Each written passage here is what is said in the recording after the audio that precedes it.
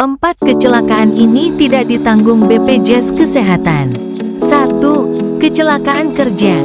Dalam panduan layanan peserta JKN KIS, jaminan kecelakaan kerja sudah ditanggung oleh BPJS Ketenagakerjaan, bukan BPJS Kesehatan.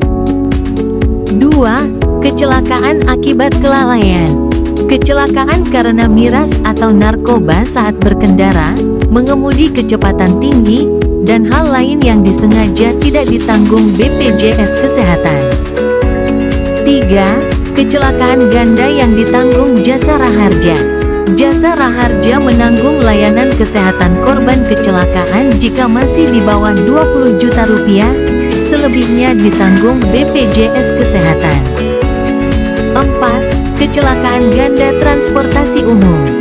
Kecelakaan ganda terhadap penumpang transportasi umum tidak ditanggung BPJS Kesehatan karena sudah ditanggung Jasa Raharja.